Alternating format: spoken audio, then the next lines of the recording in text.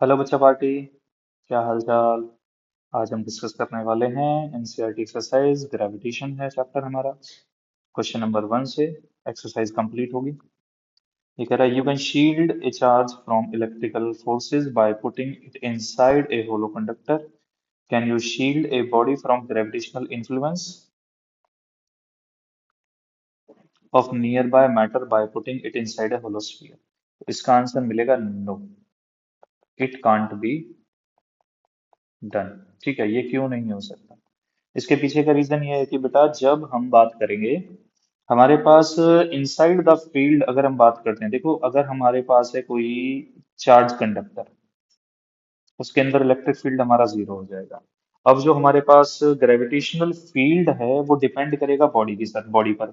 अगर बॉडी के पास कुछ मास है तो ग्रेविटेशनल फोर्स तो लगेगा ही लगेगा, तो उसे नेग्लेक्ट हम नहीं कर सकते। लेकिन इलेक्ट्रिक फील्ड को हम नेग्लेक्ट कर सकते थे। ठीक है। नंबर टू में कह रहा है कि an astronaut inside a small spaceship orbiting around the earth can't detect gravity. ठीक है। If the space station orbiting around the earth has a large size, अगर स्पेस स्टेशन का जो साइज है वो लार्ज कर दिया जाता है, can he hope to detect gravity? बिल्कुल, क्योंकि जो हमारा ग्रेविटी होगा, gravity depends on, B part है, gravity depends on the size of station. ठीक है। तो बिल्कुल ग्रेविटी डिटेक्ट होगी। सो ग्रेविटी विल बी, क्या होगा, detected. Number third number third कह रहा है, if you compare gravitational force on the surface of earth due to sun to that due to moon, ठीक है, you would like to find that the sun pull is greater than the earth moon, ठीक है, however the tidal effect of moon's pull is greater than the tidal effect of sun। इसके पीछे का answer आता है हमारे पास, tidal effect जो है, tidal effect inversely proportional two cube of distance. लेकिन अगर बात करते हैं ग्रेविटेशनल फोर्स, ग्रेविटेशनल फोर्स हमारा आता है inversely proportional to square of distance. तो टाइडल इफेक्ट जो है वो ज्यादा इफेक्ट शो करेगा। क्यों शो करेगा? क्योंकि डिस्टेंस सन से अर्थ की डिस्टेंस बहुत ज्यादा है in comparison to that of moon. तो लिखते हैं यहाँ पर distance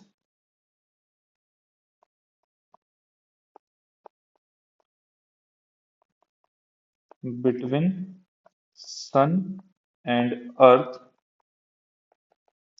is more than the, किससे, distance between moon and earth. तो क्या होगा? So tidal effect due to moon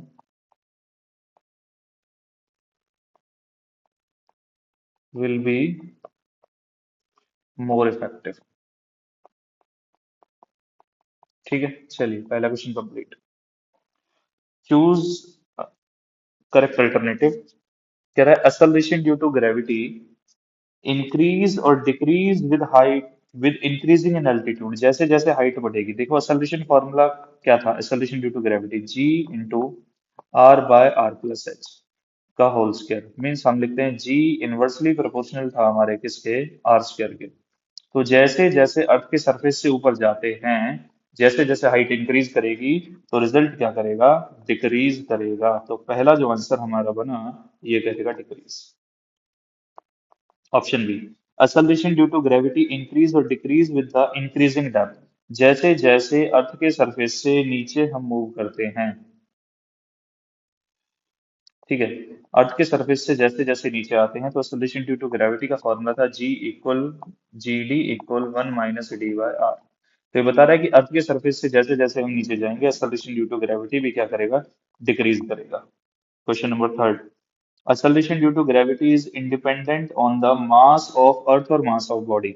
acceleration due to gravity का फॉर्मूला होता है Gm/r², और यहाँ पर ये जो m होता है ना, this is the mass of earth, mass of अर्थ। ठीक है। अब ये पूछा है इंडिपेंडेंट। इंडिपेंडेंट है किस पर? इंडिपेंडेंट है, इंडिपेंडेंट ऑन मास ऑफ किस पर? बॉडी पर। बॉडी के मास से कोई लेना देना नहीं है, ठीक है। थर्ड पार्ट, नेक्स्ट पार्ट है option number D. Option question जो डी है उसका कहना है हमारे पास कोई फॉर्मूला है जिसमें वो कह रहा है द फॉर्मूला, ये जो रिजल्ट है ग्रेविटेशनल पोटेंशियल एनर्जी का है, इज मोर और less accurate then the formula. ये भी ग्रेविटेशनल पोटेंशियल एनर्जी का डिफरेंस हो गया। अब बताना है कि क्या हमारे पास करेक्ट है, ठीक है। तो हमारे पास क्या होगा, अगर हम बात करते हैं G M M by R two minus G M M by R one, ठीक है। तो चलो पहले एक मिनट, हमारे पास जो रिजल्ट है minus G M M common निकाला, one by R two minus one by R one, ठीक है। इसकी हेल्प से हमारे पास जो रिजल्ट है वो मोर एक्यूरेट आएगा, मोर एक्यूरेट देन क्या, किसके कंपैरिजन में, then M G into R two minus R, ठीक है। चलिए क्वेश्चन नंबर सेकंड भी कंप्लीट हो गया। क्वेश्चन नंबर थर्ड का कहना है suppose there exist a planet that went around the sun twice as the fast as the earth, ठीक है। तो टीपी कंसीडर करते हैं कितना, टाइम पीरियड जो लिया उसने, प्लेनेट का जो टाइम पीरियड है वो अर्थ के टाइम पीरियड में आधा लगा, कंसीडर कर लिया क्योंकि प्लेनेट तेज चल रहा है, और अर्थ का जो टाइम पीरियड है सन के अबाउट वो टीई लिख दिया हमने, ठीक है। अब कह रहा है compare the orbital size of the planet, ठीक है। तो यहां से हमारे पास था according to Kepler's third law, according to Kepler's third law, जैसे ही केपलर्स थर्ड लॉ का यूज होता है तो T square directly proportional R raise to power three, it means TP square directly proportional RP raise to power three, T E square directly proportional R E raise to power three, ठीक है। Comparison करते हैं तो T P divide by T E का whole square it will be equal R P divide by R E raise to power three, ठीक है।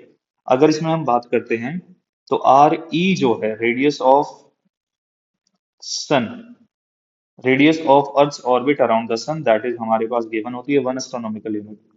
तो data जब प्लेस करते हैं तो मिलता है R P R E raise to power three equal T P की जगह T E by two divide by T E का होल स्क्वायर, और यहाँ से सॉल्व करते हैं तो आंसर मिलता है R P will be equal one by two raise to power two by three और इन टू में आर ई, तो वन बाय टू सॉल्व करते हैं तो ये आता है 0.63 आर ई, और आर ई हमारे पास कितना आएगा, one astronomical unit, it means answer हमारा हो गया 0.63 एस्ट्रोनॉमिकल यूनिट, ठीक है। क्वेश्चन नंबर थ्री कंप्लीट हुआ।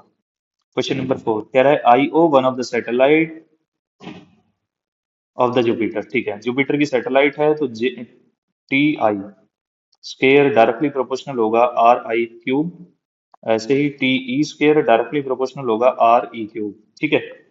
तो यहाँ से अगर हम डाटा रखते हैं तो पहले टाइम पीरियड का फॉर्मूला, टाइम पीरियड का जो फॉर्मूला होता है वो हमारे पास था four pi square divide by G M, और यहाँ था R raise to power three, ठीक है। सिमिलर वे में अगर हम कैलकुलेट करते हैं पहले टी आई के लिए तो T I square will be equal four pi square divide by G M. अब यहाँ जो मास आता है, यहाँ पे जो मास होगा ना, ये मास होता है हमेशा, एम जो होता है ये होता है मास ऑफ प्लेनेट, ठीक है, अबाउट विच सैटेलाइट रिवॉल्व, ठीक है, जिसके चारों तरफ क्या करती है सैटेलाइट रिवॉल्व करेगी, उसका मास होता है यहाँ पे।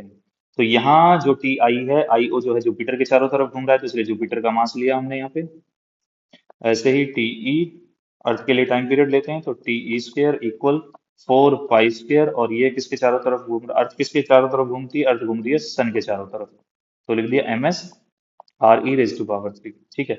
सॉल्व करते हैं तो हमें आंसर क्या मिलेगा, T I divide by T E whole square, it will be किसके आता है four pi square cancel out हो गया, यहाँ मिलता है M S by M J into R I by R E raise to power three, ठीक है।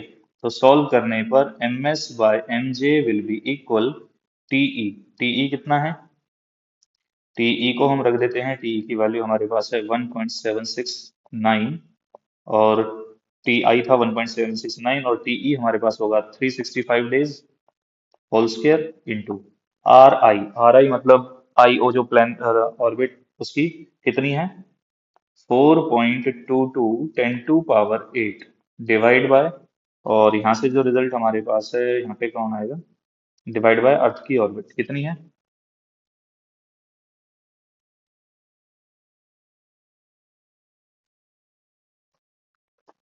तो अर्थ की ऑर्बिट हमारे पास क्या है, यहाँ से कैलकुलेशन हो गया, टीई, ठीक है, एमएस ऊपर आया, अच्छा, ठीक है, रिवर्स कर दिया, चलो देखते हैं। तो यहाँ जो रहेगा अर्थ की ऑर्बिट की रेडियस आएगी, अर्थ की ऑर्बिट की रेडियस कितनी होती है हमारे पास? 1.5 10⁻11, और यहाँ से इसे सॉल्व करते हैं तो ये हमें गिवन है 4.22 10⁸ 8, ठीक है। और इसकी पावर हमारे पास है,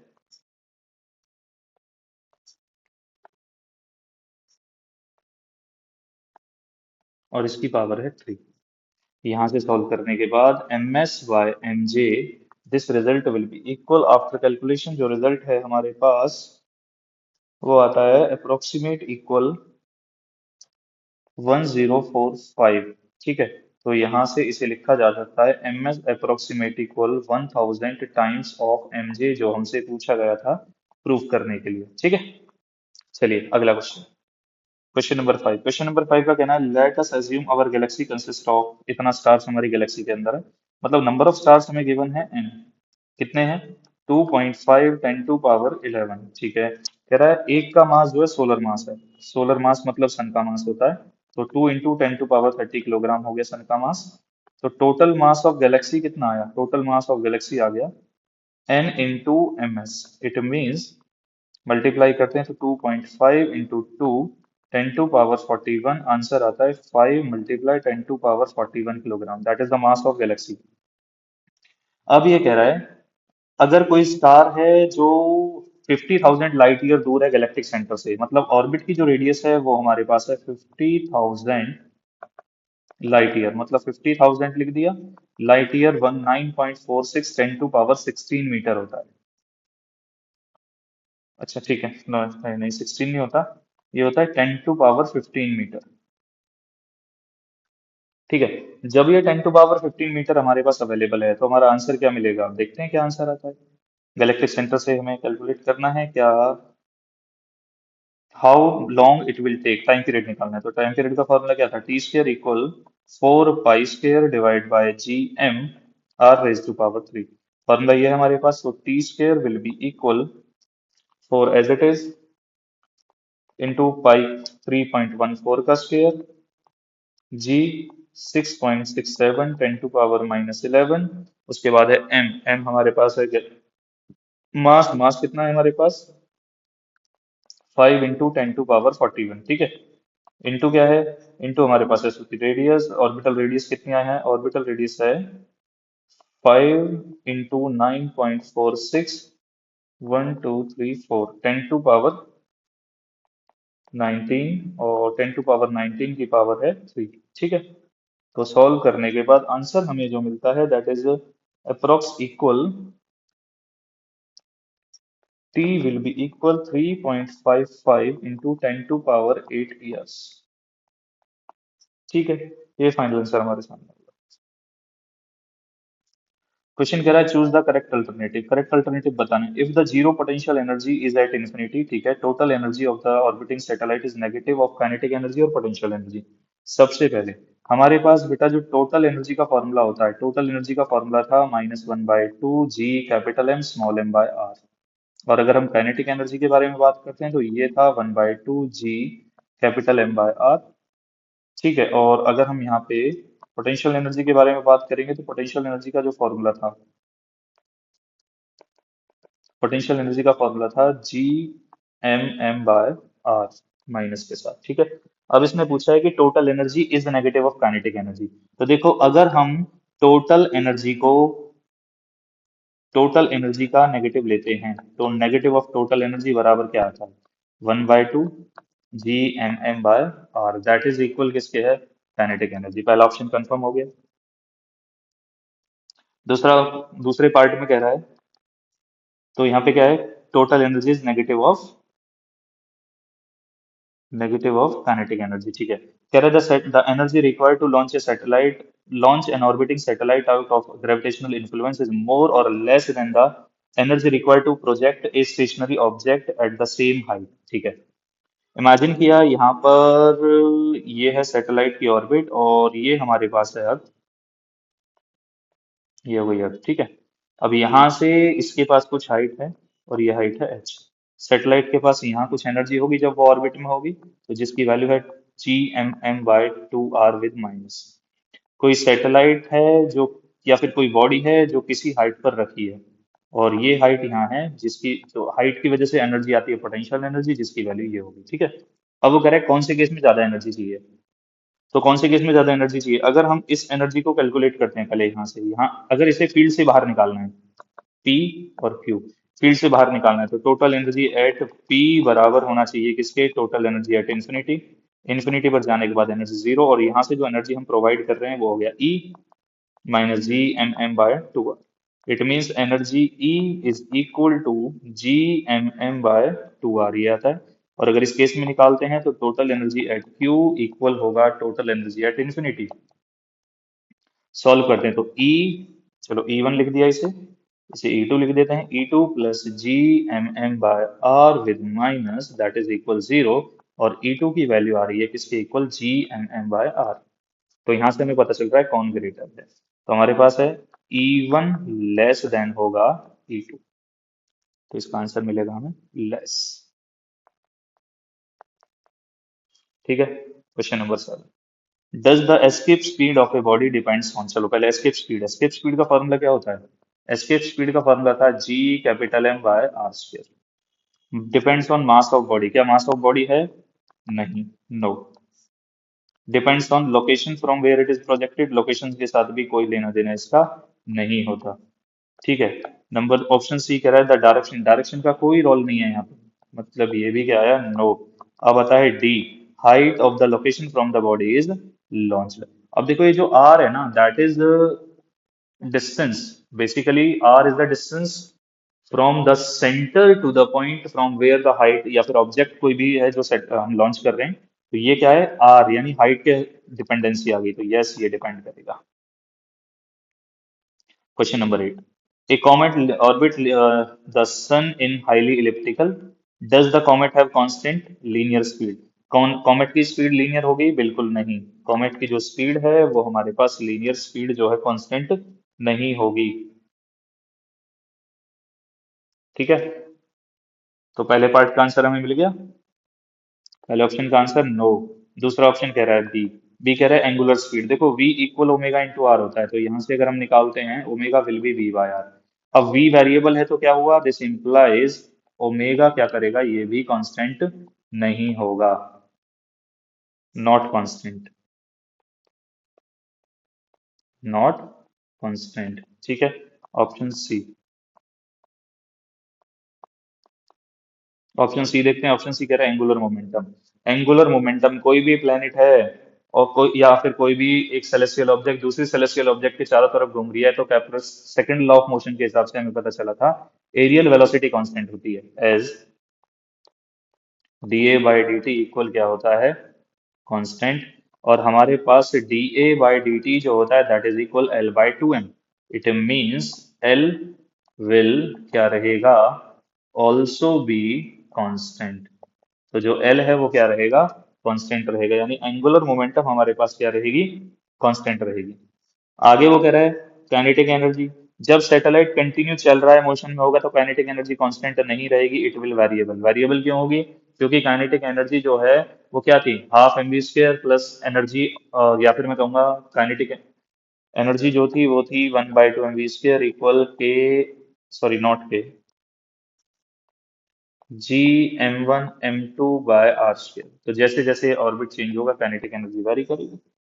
पोटेंशियल एनर्जी बिल्कुल नहीं, काइनेटिक एनर्जी चेंज हो रही है तो पोटेंशियल एनर्जी भी वैरी करेगी। लेकिन टोटल एनर्जी जो है, टोटल एनर्जी हमारे पास क्या रहेगी, यहाँ पे कांस्टेंट रहेगी। तो यस, क्यों?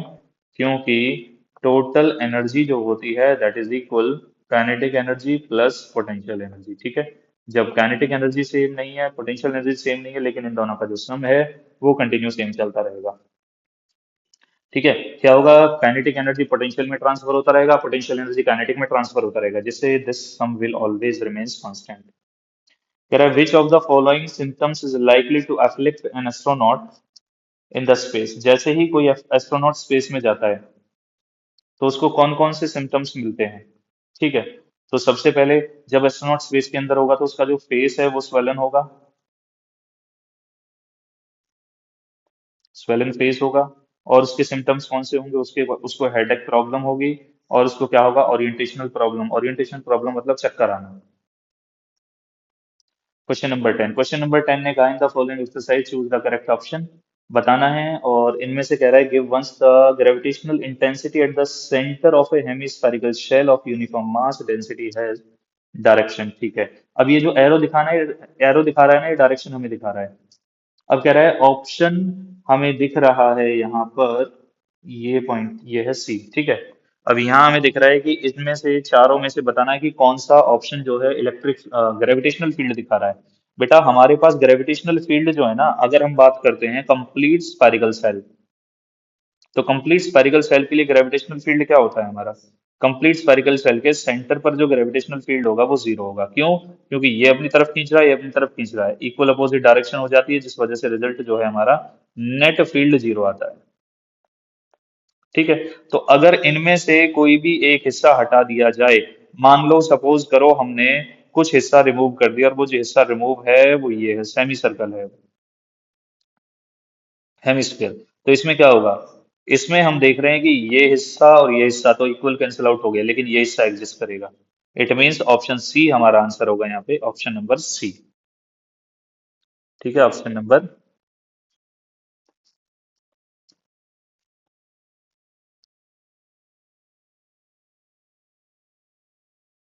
ठीक है जी। अब चलते हैं क्वेश्चन नंबर 11 के पास। क्वेश्चन नंबर 11 कह रहा है in the above problem the direction of gravitational field intensity at arbitrary point P is indicated by the arrow. किसी पॉइंट पी पर एरो दिखा रखे हैं, तो इनमें से कौन सा एग्जिस्ट करेगा, सेम कॉन्सेप्ट अप्लाई होगा, इसमें से ई एग्जिस्ट करेगा, बाकी कैंसिल आउट हो जाएंगे। ठीक है, क्वेश्चन नंबर 12 देखते हैं। A rocket is fired from the earth surface toward the sun at what distance from the centre gravitational force of the rocket is zero. मान लिया ये हमारे पास है जहां से हमने रॉकेट को लॉन्च करना है, और ये है सन। ठीक है, और इन दोनों के जो बीच की डिस्टेंस है हम जानते हैं, दैट इज 1.5 10⁻11 मीटर। ठीक है, तो कंसीडर करते हैं इन दोनों को ज्वाइन करने वाली लाइन जो है वो ये है, और यहाँ इस पॉइंट पर आने के बाद ग्रेविटेशनल फील्ड जो है जीरो हो जाता है, ग्रेविटेशनल फोर्स जीरो होता है। ठीक है, तो इसका मतलब ये है कि F1 हमारा होगा अर्थ की वजह से, ये लिख दिया मैंने Fe ड्यू टू अर्थ, और ये आ गया Fs। तो हमारे पास क्या था, हम लिखते हैं एज एफ नेट क्या है हमारा, जीरो है। जब एफ नेट जीरो है, इट मीन्स हमारे पास क्या है, एफ ई यानी अर्थ की वजह से जो फोर्स लग रहा है, और एफ एस यानी सन की वजह से जो फोर्स लग रहा है। वैल्यू प्लेस करते हैं तो आंसर आता है जी एम ई, और इस डिस्टेंस को इमेजिन कर लेते हैं, ये डिस्टेंस है एक्स। तो ये आता है एक्स स्क्र इक्वल, यहाँ आता है जी एम एस, बची हुई डिस्टेंस इधर आती है 1.5 10⁻11 माइनस एक्स। ठीक है, यहाँ से जी कैंसिल आउट हो जाता है। सॉल्व करते हैं तो हमें पता चलता है यहाँ पर एक्स स्क्वेयर, चलो एक्स स्क्वेयर नहीं, हम लिखते हैं इसे 1.5 10⁻11 माइनस एक्स का whole square divide by X square more, और आंसर हमें कितना मिलता है, जी से जी कैंसिल आउट हो गया। आफ्टर दैट हम लिखते हैं जी एम एस, चलो जी तो कैंसिल आउट हो गया था ना, तो यहाँ हमारे पास आता है M S divide by M E. X calculate करना है, एक्स कैलकुलेशन करने के बाद हमें जो आंसर मिलता है, लगभग एक्स की जो वैल्यू आएगी कैलकुलेट होने के बाद, वो आंसर हमारे पास आता है, दैट इज इक्वल 2.6, 2.6 10⁻8 मीटर।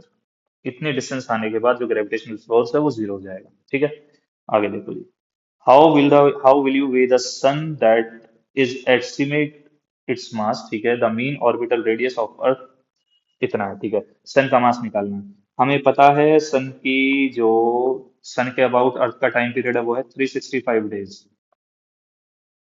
ठीक है, 365 डेज। अगर इसे हम सीधा सेकंड्स में चेंज करते हैं तो बनता है 3.16 10⁻⁷ ठीक है, इतना टाइम लगता है। तो यहाँ से ऑर्बिटल रेडियस हमें दी है 1.5 10⁻8 किलोमीटर। तो किलोमीटर से मीटर बदलते हैं तो 1.5 10⁻11 मीटर आता है, ठीक है। अगला स्टेप क्या होता है, हम जानते हैं केपलर सेकंड लॉ के हिसाब से कि T E square will be equal 4 pi square divide by G M square into R E की पावर 3। अब याद होगा मैंने बताया था एम का मतलब क्या होता है, एम होता है हमारा mass of the planet about which satellite is revolve, ठीक है। तो यहाँ सैटेलाइट कौन है, अर्थ। अर्थ किसके अबाउट रिवॉल्व कर रही है, सन के। तो इसलिए जो मास आएगा वो किसका आएगा, यहाँ पे सन का मास। और वन मोर थिंग, यहाँ स्क्वायर नहीं आता। तो यहाँ से अगर हम मास कैलकुलेट करना चाहते हैं then M S will be equal 4 pi square divide by T E square और साथ में आता है R E raise to power 3, ठीक है। इसके बाद क्या करना है, यहाँ से कैलकुलेशन करनी है। तो एम एस जो है अप्रोक्स इक्वल आएगा 2 × 10⁻30 किलोग्राम। कैसे आएगा, एम की वैल्यू रख दो भाई। M S will be equal 3.14 R E 1.5 10⁻11 power 3 divide by TE. और टीई कौन है, टीई है 3.16 10⁻7 सेकेंड्स। सॉल्व करने के बाद हमारा जो आंसर है यहाँ पहुंचेगा, ठीक है। क्लियर कहानी। चलो जी, क्वेश्चन नंबर 14। क्वेश्चन नंबर 14 कह रहा है a certain year is 29.5 times the earth year. मतलब कोई सर्टेन ईयर है सैटर्न का, this is not certain, this is Saturn, ठीक है।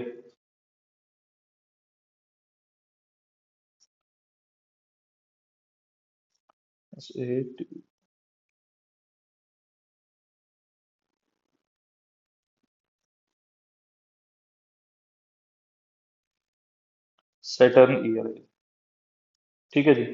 जब ये सैटर्न ईयर है तो हम लिखते हैं इसे T S is equal 29.5 times of TE.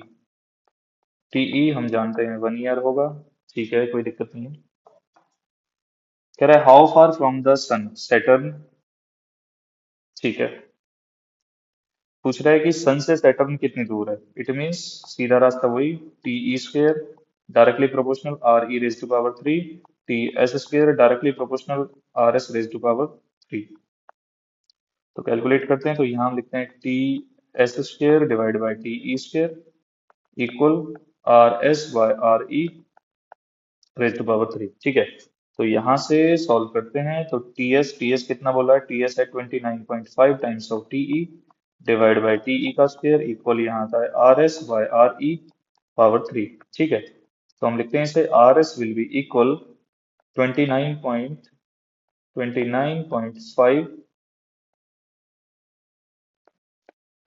2/3 times of R ई।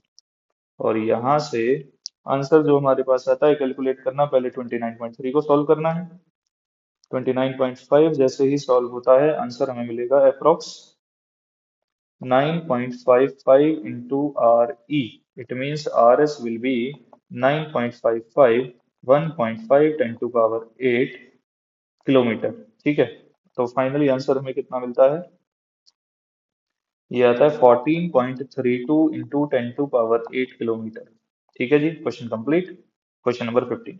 15 कह रहा है a body weighs 63 newton on the surface of earth. मतलब जी हमें गिवन है mg। mg की वैल्यू कितनी है, 63 न्यूटन। आगे कह रहा है what is the gravitational force due to it at a height equal to half of the radius. h की वैल्यू दी जाती है कितनी, half of the radius means r/2। तो यहाँ से अगर हम आगे बढ़ते हैं तो हमारे पास आंसर क्या आएगा, हम लिखते हैं जी डैश, पहले जी एच कैलकुलेट करते हैं। जी एच की वैल्यू थी G into R by R plus H का होल स्क्वायर, ठीक है। तो दोनों साइड m से multiply then M G H will be M G. साथ में आता है R by R plus H का होल स्क्वायर। सॉल्यूशन करते हैं तो M G H will be equal, M G है अर्थ के सरफेस पर वेट, दिस इज 63, यहाँ आर, और यहाँ आता है आर प्लस एच की जगह आया आर बाई टू का होल स्क्वायर। फाइनली आंसर आता है एम जी एच 63 इंटू, ये हमारे पास आता है यहाँ पे 4/9। ठीक है, सॉल्व करने के बाद, और यहाँ से हम इसे सॉल्व करते हैं तो ये 7 टाइम्स गया, इट मीन्स 28 न्यूटन। अर्थ के सरफेस पर कितना होगा? 28 न्यूटन। क्वेश्चन नंबर 16 में कह रहा है assuming the earth to be a uniform sphere of density, uniform density है, how much would a body weigh half down. अब कह रहा है जो अर्थ के सरफेस के अंदर जाना है, कितने डिस्टेंस जाना है? r/2 डिस्टेंस, और r/2 डिस्टेंस जा रहा है, लेकिन कह रहा है अर्थ के सरफेस पर जो वेट है वो 250 न्यूटन है। तो सबसे पहले वेट, ग्रेविटी जो है वो डेप्थ के साथ कैसे चेंज होगी? G dash will be equal G into 1 - d/r। सॉल्व करते हैं तो आंसर क्या मिला हमें? जी डैश एम से मल्टीप्लाई करते हैं, M G D will be equal M G 1 - d/r। सॉल्व करते हैं तो एम जी की वैल्यू 250 है, वन एज इट इज है, डी की वैल्यू r/2, तो r/2 इंटू आर। सॉल्व करने पर आंसर आता है 150 न्यूटन। ठीक है जी, कंप्लीट। आगे next question, A rocket is fired vertically with speed of 5 kilometre पर सेकंड। किसी रॉकेट को किसी स्पीड से फायर किया गया 5 किलोमीटर पर सेकंड से, ठीक है, फ्रॉम द अर्थ सरफेस, अर्थ के सरफेस से। तो ये हमने कंसीडर की हमारी अर्थ हो गई। कह रहा है रॉकेट को फायर करना है, तो हम इमेजिन कर रहे हैं यहाँ से फायर कर रहे हैं पी पॉइंट से। Rocket go before returning to the earth. कह रहा है रॉकेट कितनी दूर गया? मान लिया रॉकेट यहाँ पे गया, यहाँ जाने के बाद उसकी वेलोसिटी जीरो हो जाती है, जिसका नाम है पॉइंट क्यू। तो कंजर्वेशन ऑफ एनर्जी के हिसाब से आता है total energy eight point P will be equal total energy eight point Q. तो बॉडी को पी से लॉन्च करना है, मतलब पी पॉइंट पर काइनेटिक एनर्जी भी रहेगी और पोटेंशियल भी रहेगी। ठीक है, लेकिन पी क्यू पॉइंट पर पहुंचने के बाद काइनेटिक एनर्जी तो जीरो है क्योंकि वेलोसिटी जीरो है। तो क्यू पर काइनेटिक एनर्जी जीरो रहेगी, ओनली क्या रहेगी? Potential energy. ठीक है, अब हम इसमें डाटा प्लेस करते हैं तो आंसर क्या मिलता है देखते हैं। सबसे पहले क्या करना है? काइनेटिक एनर्जी निकालते हैं। काइनेटिक एनर्जी का फॉर्मूला था हमारा 1/2, इस वेलोसिटी मांगी है, उसने बोला वेलोसिटी है, तो हमारे पास क्या था formula? 1/2 mv² minus G capital M small M by R. ठीक है, आर यहाँ पे क्या होगा? अर्थ की रेडियस होगी। क्यों? क्योंकि अर्थ के सरफेस से उसे लॉन्च किया जा रहा है। Will be equal potential energy at Q minus G capital M small M divide by, पूछा कितनी हाइट जाएगा, it means R plus H distance गया। तो यहाँ से स्मॉल एम हमारा कैंसिल आउट हो जाएगा, और स्मॉल एम कैंसिल आउट होने के बाद हमें आंसर जो मिलेगा ना, आंसर हमें मिलता है कुछ इस तरह से v²/2। ठीक है, it will be equal v²/2 minus G capital M by R minus G capital M by R plus H. ठीक है, यहाँ से कैलकुलेट करना है, तो G M by R plus H, टू यहाँ पे ले लिया एलसीएम लेके, ये दूसरी साइड जाके प्लस हो गया, तो 2gm/r, और यहाँ पे है -v²। ठीक है, फॉर्मूला प्लेस करते हैं तो यहाँ से आएगा 2g, की वैल्यू कितनी है? g हमारे पास है 6.67 10⁻11, m mass of earth 6 into 10⁻24 divide by r, calculate करना है। r की वैल्यू है हमें नहीं पता है, जो गिवन है 6.4 10⁻6 प्लस h, इक्वल का साइन 2gm/r। अब ये जो gm/r होता है ना, हमने पढ़ा है gm will be equal g into R square, तो जैसे ही gm/r निकाल दें तो ये बन जाएगा g इंटू आर। ठीक है, तो फॉर्मूला मिला 2gr माइनस v²। अब 2gr जो होता है रूट के अंदर है तो ये एस्केप स्पीड है, लेकिन अगर 2gr है तो मतलब ये एस्केप स्पीड का स्क्वायर है। तो यहाँ से डाटा प्लेस करते हैं तो आंसर हमें क्या मिलेगा? 2 इंटू 6.6, चलो ये हो गया 12, 6.67 10⁻13 divide by 6.4 10⁻6 plus H, equal आएगा v²। एस्केप स्पीड कितना था? एस्केप स्पीड था 11.2 इंटू 10⁻3 का स्क्वायर माइनस v²। अब वी देखना है, v कितना है? v हमें गिवन है 5 किलोमीटर पर सेकेंड, इट मीन्स 5 इंटू 10⁻3 का होल स्क्वायर। रीअरेंज करने पर एच की जो वैल्यू हमारे सामने आएगी, तो हाइट हमारे पास होगी अप्रोक्सीमेट इक्वल, हाइट की वैल्यू आती है 1.6 × 10⁻⁶ मीटर। ठीक है। अब यहाँ हमसे पूछा है अर्थ के सरफेस फ्रॉम द अर्थ। ठीक है, अर्थ के सरफेस से तो इतना ऊपर गया, लेकिन अगर सेंटर से निकालने जाओगे, from centre, from centre, centre से निकालने जाओगे तो क्या लिखना पड़ेगा अब हमें, आर प्लस एच। आर कितना है, 6.4 × 10⁻⁶, एच 1.6 × 10⁻⁶, आंसर आता है 8 × 10⁻⁶ मीटर। अगर अर्थ के सेंटर से निकालने जाओगे तो ये डिस्टेंस होगी, अर्थ की सरफेस से देखने जाओगे तो ये डिस्टेंस होगी। ठीक है। अगला क्वेश्चन कह रहा है the escape speed of A projectile on the surface of अर्थ इतना है, a body is projected thrice. ठीक है, ठीक है। अब वो कह रहा है कि किसी बॉडी को प्रोजेक्ट किया अर्थ के सरफेस से, जिस स्पीड से प्रोजेक्ट कर रहा है वो 3 टाइम्स है। तो v जो हमारे पास है वो हो गया 3 टाइम्स ऑफ वी। और कह रहा है find out the velocity at the infinity when it is away from the body, away from far away. ठीक है, जब फार अवे हो गया मतलब इंफिनिटी पे पहुंचेगा, तो टोटल एनर्जी एट इंफिनिटी बराबर होगी टोटल एनर्जी एट सरफेस। तो इंफिनिटी पर पोटेंशियल एनर्जी जीरो होती है हमारे पास, ओनली काइनेटिक रहेगी, तो 1/2 mv final square equal surface पर total energy 1/2 mv² minus G capital M small M by R, क्योंकि अर्थ के सरफेस से लॉन्च हो रहा है। तो यहाँ से सॉल्व करने पर पता चलेगा हमें वी फाइनल का square equal v² minus 2gm/r। It means it will B v² minus 2gr, ये अभी बताया था थोड़ी देर पहले। ठीक है, और 2gr का मतलब कितना होता है, 2gr जो हमारे पास होता है दैट इज एस्केप स्पीड। तो v फाइनल का square will be equal v² minus v escape speed. अब v कितना है, v की वैल्यू 3, तो लिख दिया 3ve का square minus ve square, it means it will be 8ve square. और v फाइनल निकालते हैं तो आता है 8 root into ve, 2√2 into 11.2,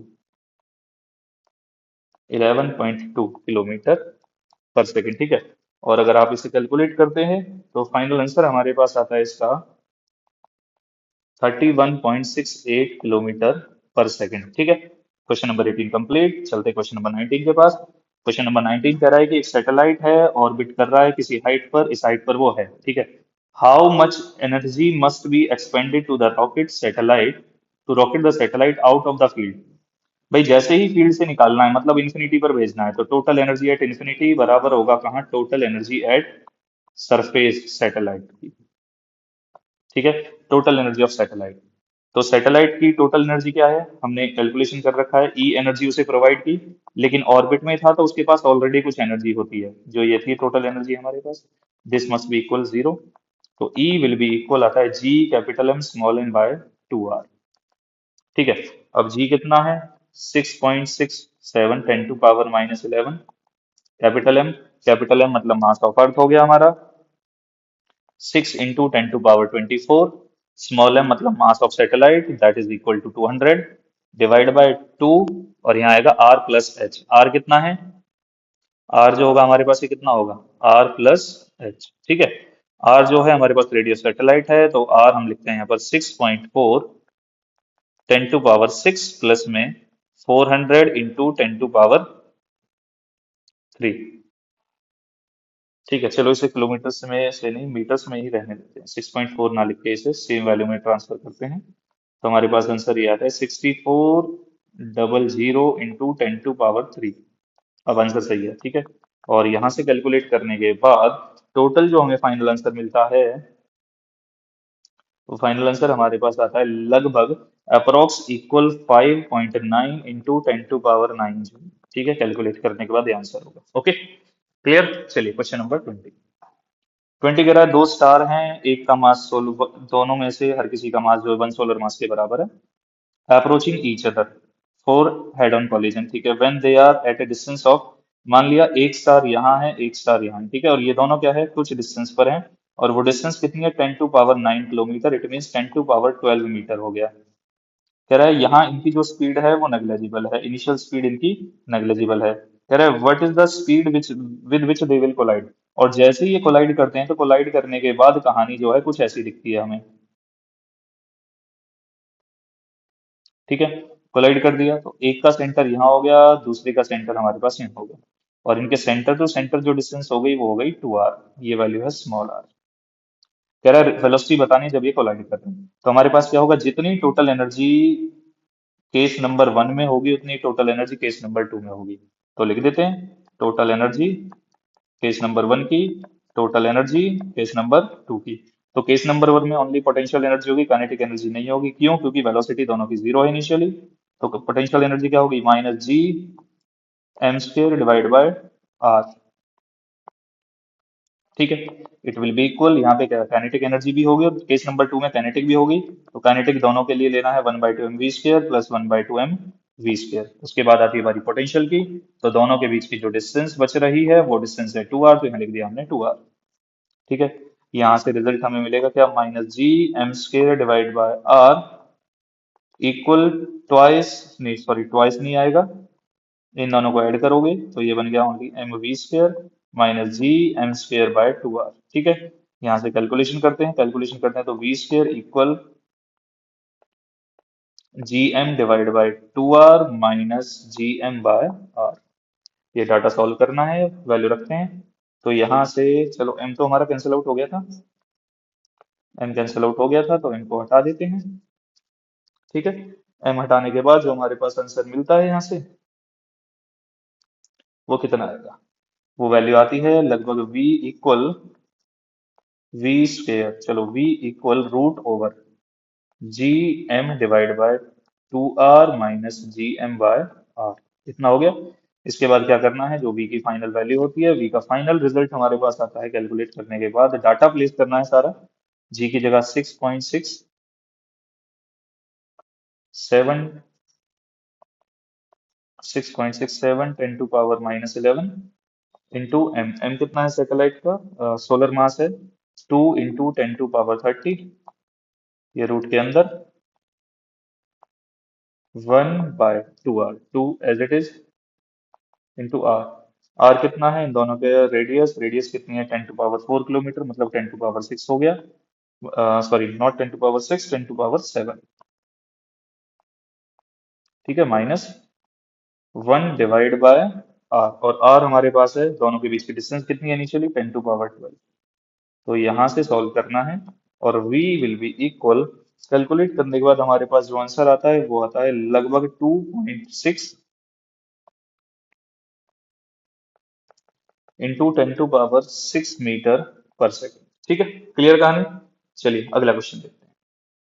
next question में वो कह रहा है हमारे पास two heavy spheres each of mass 100 kilogram, radius है दोनों की इतनी 1 मीटर अपार्ट है। ठीक है, दो स्फीयर हैं, दोनों के बीच की डिस्टेंस है 1 मीटर अपार्ट। एक स्फीयर ये हो गया, एक स्फीयर ये है, और दोनों के बीच की जो डिस्टेंस है वो डिस्टेंस हमें गिवन है यहाँ पे 1 मीटर। ठीक है, और इनकी जो रेडियस है, दोनों की रेडियस 0.1 मीटर है, इसकी रेडियस भी 0.1 मीटर। अब वो कह रहा है कि दोनों का मास 100 किलोग्राम है, 100 किलोग्राम हो गया। अब वो उसने कहा है कि find out the gravitational force at the centre. Centre पर ग्रेविटेशनल फोर्स बताना है। ठीक है, तो ग्रेविटेशनल फोर्स अगर हम बात करें, ये स्फीयर नंबर 1, ये स्फीयर नंबर 2, तो F1 की डायरेक्शन ये होगी, F2 की डायरेक्शन ये हो गई। तो अगर हम बात करते हैं F के बारे में, तो F हमारे पास कितना आता है, F will be F1 vector plus F2 vector. ठीक है, तो अगर हम F के बारे में बात करते हैं, देन F आता है F1 वेक्टर। पहले F1 वेक्टर की वैल्यू निकालते हैं, तो आता है minus G M divide by क्या आएगा, ये नेगेटिव की साइड आ रहा है तो ये आता है minus G M divide by 0.5। ठीक है, ऐसे ही F2 वेक्टर निकालते हैं, ये पॉजिटिव डायरेक्शन में गया तो पॉजिटिव डायरेक्शन में जाएगा, तो रिजल्ट आता है जी एम डिवाइड बाय 0.5। तो नेट रिजल्ट निकालते हैं, एच की वैल्यू 0 हो जाती है। अब बचा potential. Potential is a scalar quantity, जब स्केलर आता है तो सीधा ऐड करना होता है v1 plus v2, then it will be minus G capital M divide by 0.5 minus G M divide by 0.5। Sorry यहाँ स्पेयर आता है इसमें डिस्टेंस का। ठीक है, तो आंसर मिलता है -2 gm डिवाइड बाय 0.5। अब डाटा प्लेस करते हैं, माइनस का 2 as it is, G 6.67 10⁻11, m हमारे पास है 100, 100 रख दिया, डिवाइड बाय 0.5, 0.5, ठीक है। सॉल्व करते हैं तो वैल्यू हमारे पास आती है V इक्वल, पोटेंशियल जो हमें मिलेगा इसमें, ये आता है -2.67 10⁻⁸ जूल पर किलोग्राम, ठीक है। ये पोटेंशियल आया। अब ये कह रहा है कि is an object place at that point in equilibrium. अब जैसे ही ऑब्जेक्ट को रखते हैं तो वो इक्विलिब्रियम में होगी। ऑब्जेक्ट इस पॉइंट पर तो इक्विलिब्रियम में होगी, लेकिन इक्विलिब्रियम जो होगा वो अनस्टेबल होगा। Object will be in equilibrium at that point, but it will be in कौन सा, अनस्टेबल इक्विलिब्रियम। ठीक है, क्लियर कहानी, समझ आ गया फंडा। चलिए, ओके। तो मोर क्वेश्चंस के लिए क्या करना है, चैनल को सब्सक्राइब करना है। मिलते हैं अगले लेक्चर में।